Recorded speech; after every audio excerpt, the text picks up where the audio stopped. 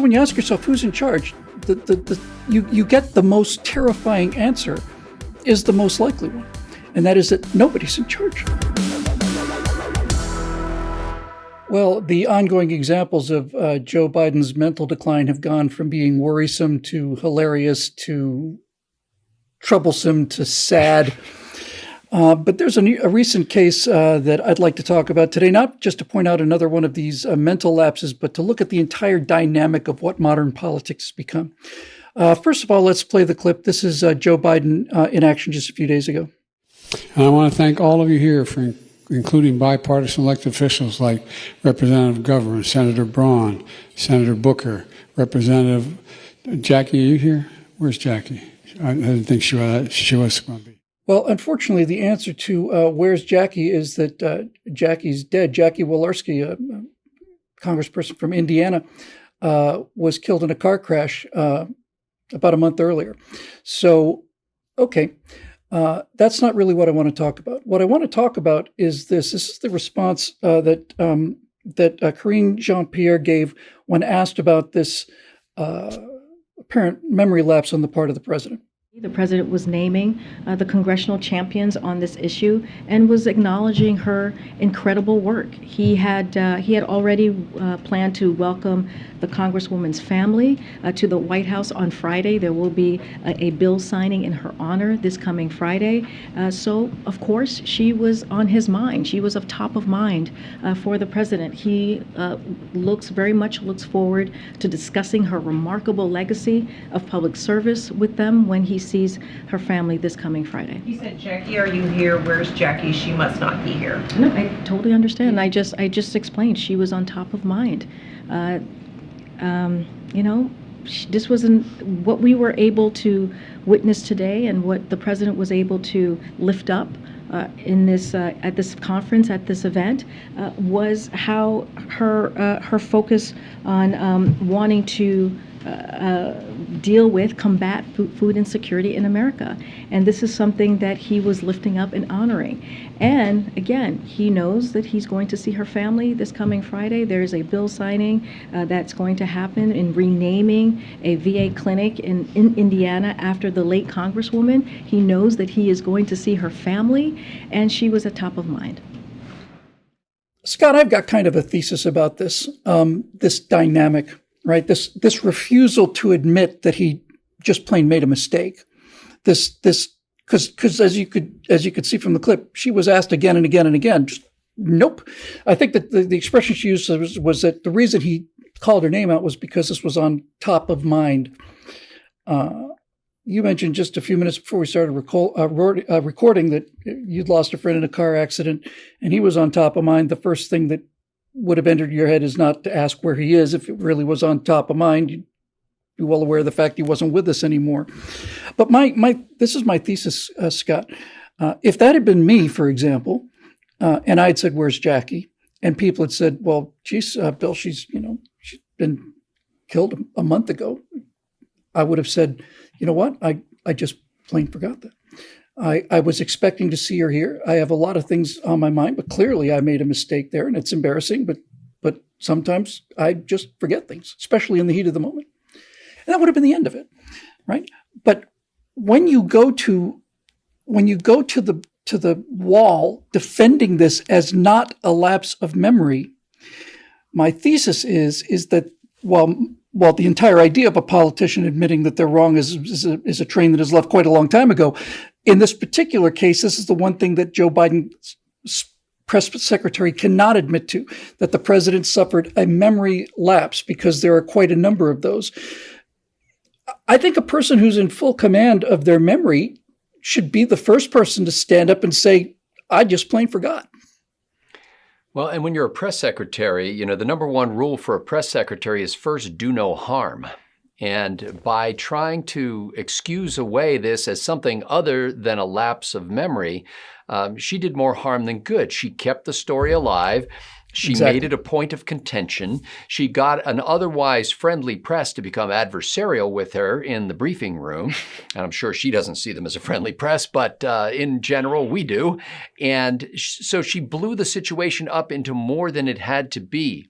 I mean, clearly he went off script.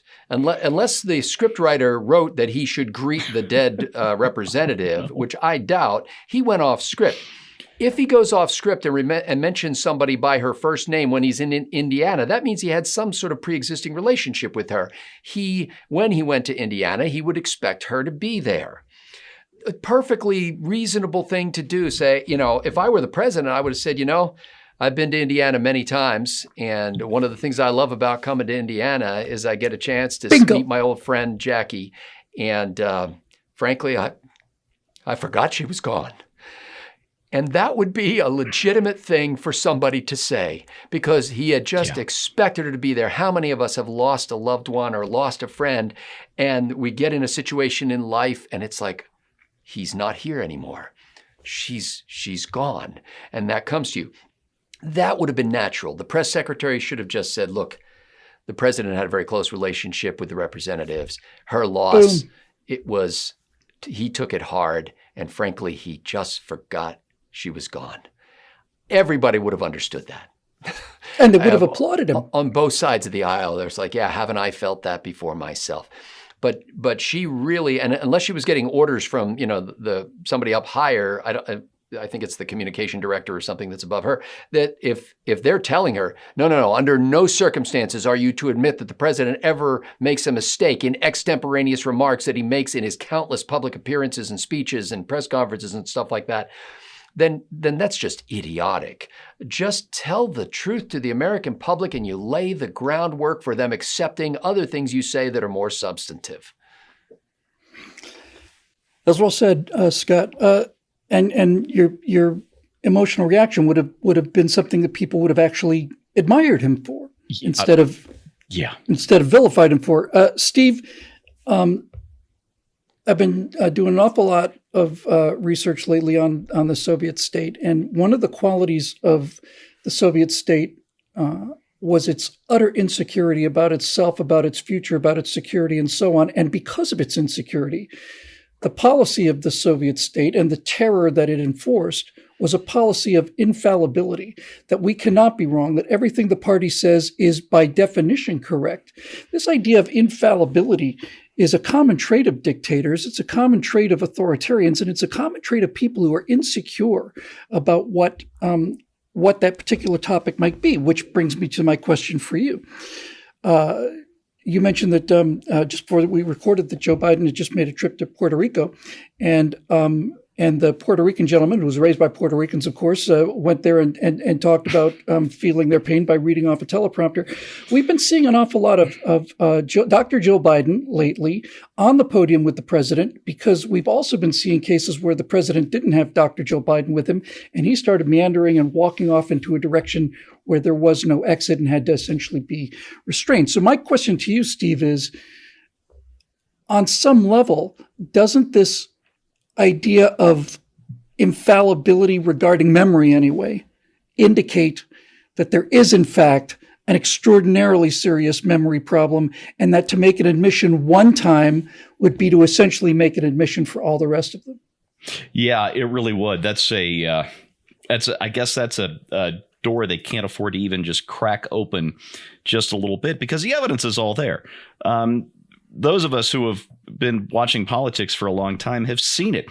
The Joe Biden we see today is not the Joe Biden we saw run for president briefly, thank goodness then, in 1987. Not the same guy. In fact, I go so far as to say he's not the same guy we saw launch his campaign in 2019. And that guy was firing on 7 cylinders at best. It is almost like a late Soviet period here. We've got our own Leonid Brezhnev, frail and increasingly senescent. Only instead of outrageous eyebrows, he's got outrageous hair plugs. So I don't know how you balance that, which one you think is better or worse. I do almost feel bad, though, for Karine Jean-Pierre, the press secretary.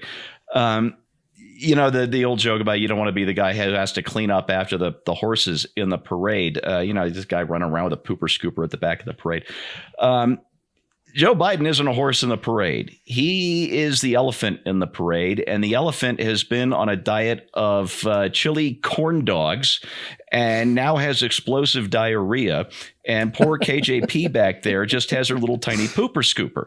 On the other hand, she knew exactly what she was getting into. We had a year of watching Jen Psaki try to clean up this mess and fail. And Jen Psaki is pretty sharp. I don't think she has a moral core, but she's, pretty sharp. Absolutely. KJP is not particularly sharp, or at least she's not very well prepared for this job. On the other hand, when you're trying to clean up Joe Biden's messes, who could be?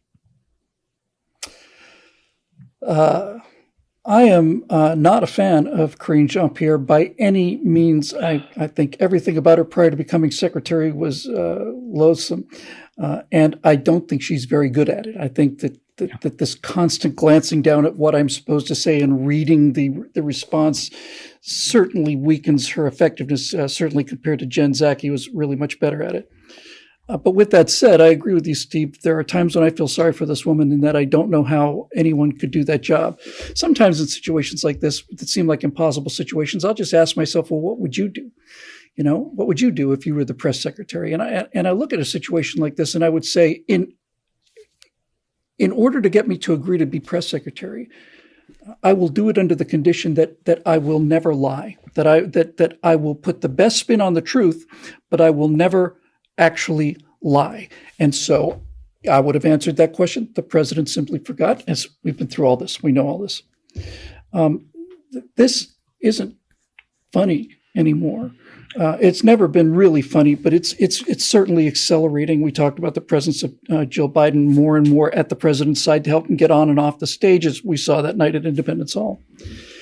So this leads to a lot of speculation about who's really in charge, who's really the president, who's pulling the levers. And I will just simply tell you what my personal experience was with if Washington is Gomorrah, then Sodom's just over the hill here in Hollywood. I was in Hollywood show business for 15 or 20 years. And I was an editor and working my way up through the post-production ranks before I started doing this. And as I got higher and higher and up and started listening more and more to the conversations of the big power players in Hollywood, I began to realize I'm going to find out who's actually behind the curtain, who's actually pulling the levers. And I did. And it turns out that there's nobody behind the curtains and there's nobody pulling the levers. The temptation to think that he's a spokesperson for somebody is almost overwhelming because clearly he's not capable of forming these kind of thoughts anymore. And so when you ask yourself who's in charge, you get the most terrifying answer is the most likely one. And that is that nobody's in charge. That the whole thing is just a giant game of improvisation, damage control. What do we have to say today to cover up this mess? And what will we have to say tomorrow when the next one occurs? And this is no way to run any country.